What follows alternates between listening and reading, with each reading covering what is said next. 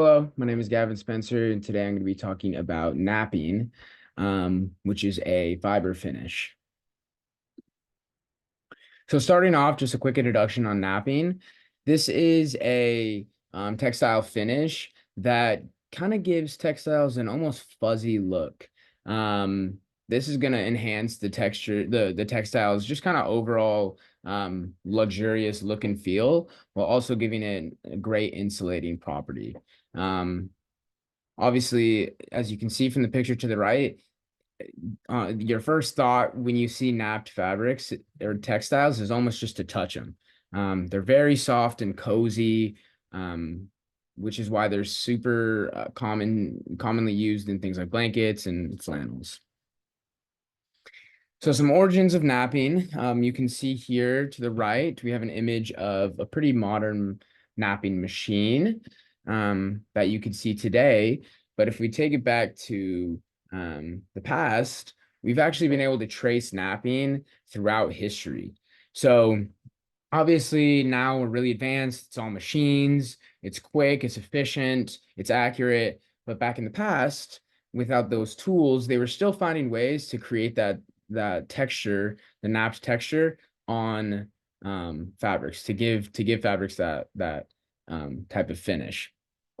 So yeah, again, over time we've just seen it gradually become more automated, which therefore almost makes it um you know more reliable in the end, that you're going to get that napped finish that you really want.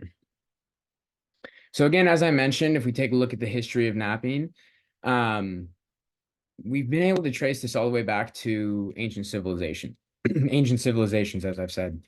So people like the Egyptians, the Greeks, the Romans, we found that they were napping using kind of rudimentary tools. So anything along the lines of, think about a sharp rock or um, a sharp stick, even a blade. Um, that is, you're rubbing against that textile and it gives you that fuzzy texture. Again, as we were talking about throughout history, we've been able to see more specialized tools. We found that napping was very, very popular in Europe, especially around the 17th, 18th century. Um, so, you know, that's kind of a little bit of the history on what got us to what we know as napping today. How napping is actually done is it's put through machines. These machines have rollers inside of them, and these rollers have very fine wires on them.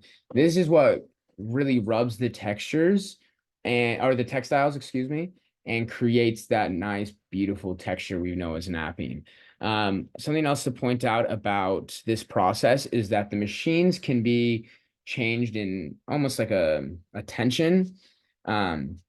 Which will change how the napping looks in the end. So different naps are done, it can all be done on the same machine. We're gonna watch this video.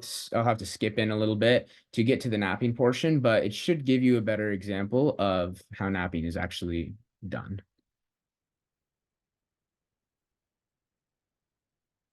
In contrast to calendaring, which normally another common mechanical finishing method that appears to rip and tear at the surface rather than cut is napping. Napped fabric produces pile, a fabric effect where fibers are caused to protrude in a dense or high population of the surface. This imparts a feel that is pleasant and plush. To achieve this effect, the napping system employs up to 30 raising or worker rolls that are covered with wire points. Wires are bent and arranged so that points strike the surface of the fabric in one of two ways.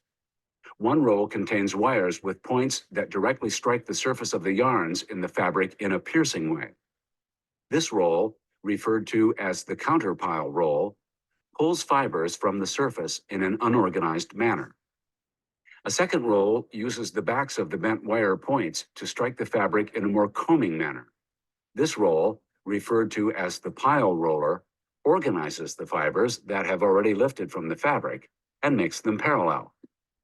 All right, so we won't watch the whole thing, but hopefully that gave you a general gist of the process. In contrast, So some properties of napping, you're gonna, again, as we've been talking about, you're gonna see that softness. That's kind of the dead giveaway that something is napped, is that soft, fuzzy texture. It's gonna be insulated. It's gonna have a lot of absorbent properties. And one of the cons of napping is that they do require a higher form of maintenance. So some uses and examples. Again, just reiterating everything we've been talking about. Napping is used really commonly in things that are kind of plush, right? So clothing, blankets, upholstery. Some examples of this specifically can be flannel, velvet, fleece, terry cloth. And then a couple of trade names are going to be brushed. If something's fleecy, that's normally napped. And then, of course, nap and nap. And then finally, here are my references. You'll see at the top from the basic textile swatch kit, flannel is a great example of napping, which is swatch 118. Awesome. Thank you so much for listening. I hope you're able to learn about napping.